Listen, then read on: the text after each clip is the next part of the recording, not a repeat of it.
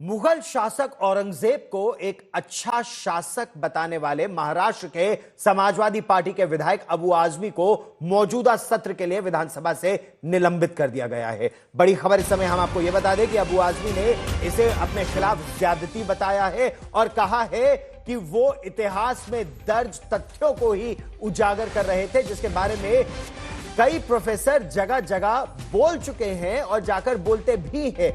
अबू आजमी ने पूछा कि उन किताबों को प्रतिबंधित क्यों नहीं किया जा रहा है, उन पर बैन क्यों नहीं लगाया जा रहा है, जहां लिखा गया है कि औरंगजेब एक क्रूर शासक नहीं था और उसने कई मंदिर बनवाए। दूसरी तरफ उनके औरंगजेब प्रेमी बयान पर उत्तर प्रदेश विधानसभा में उत्तर प्रदेश के मुख्यमंत्री योगी आदित्यनाथ ने जबरदस्त हमला किया है। किसी का नाम लिए बिना योगी आदित्यनाथ ने कहा कि उन्हें उत्तर प्रदेश भेजा जाए ताकि उनका इलाज कराया जा सके। अबू आजमी ने अपने निलंबन और योगी आदित्यनाथ के बयान पर भी प्रतिक्रिया दी है, लेकिन पहले हम आपको अबू आजमी को लेकर दिए गए योगी आदित्यनाथ का बयान भी सुनवा देते हैं।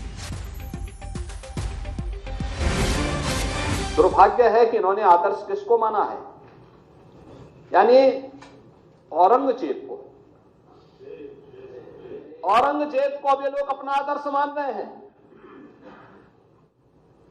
औरंगजेब का पिता शाहजहां अपनी जीवनी में लिखता है, अपनी आत्मकथा में लिखता है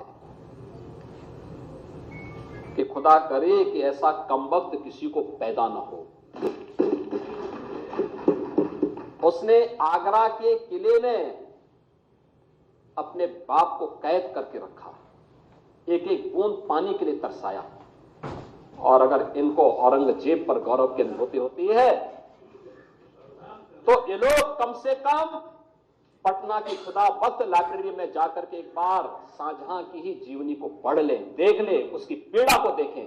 हां, जिनका आचरण औरंगजेब जैसा है वे लोग तो औरंगजेब पर गौरव की अनुभूति करें, लेकिन भारत को कम से कम इस पर न करें और समाजवादी पार्टी को इसका जवाब देना चाहिए। भारत की आस्था पर प्रहार करने वाला दुर्दांत, धर्मांध, क्रूर शासक, उसको समाजवादी पार्टी आदर्श मानती है। औरंगजेब वाले बयान पर महाराष्ट्र विधानसभा से निलंबन के बाद समाजवादी पार्टी के विधायक अबू आजमी ने कहा कि यह नाइंसाफी है। उन्होंने कहा कि मेरे साथ ज्यादती हुई है। सुनिए।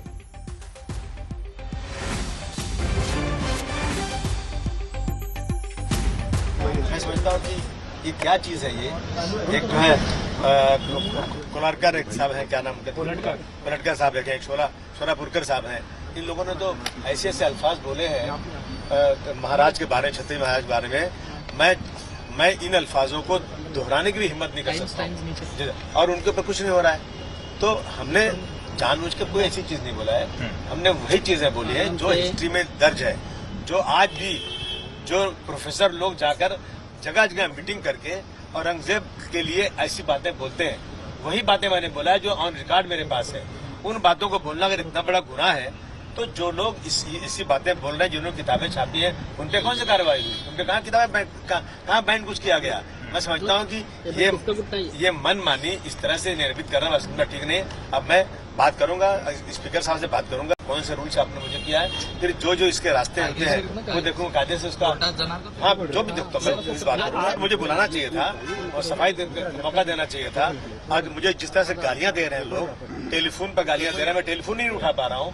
जितने ऐसे नंबर आ रहे हैं जिसके नाम नहीं है, कितने हजारों फोन आ रहे हैं और गाली दे रहे हैं इसका ये क्या मतलब है। मैंने कोई ऐसी बात तो नहीं की जो देश के खिलाफ हो। मैंने तो एक इसी देश के राजा जिनके बारे में हिस्टोरिकल जो लिखा है वही मैंने बोल दिया, और वो भी मैंने खुद से नहीं बोला। अखबार वालों ने, मीडिया वालों ने मुझे रोक के पूछा तो मैंने ये बातें बोल दिया।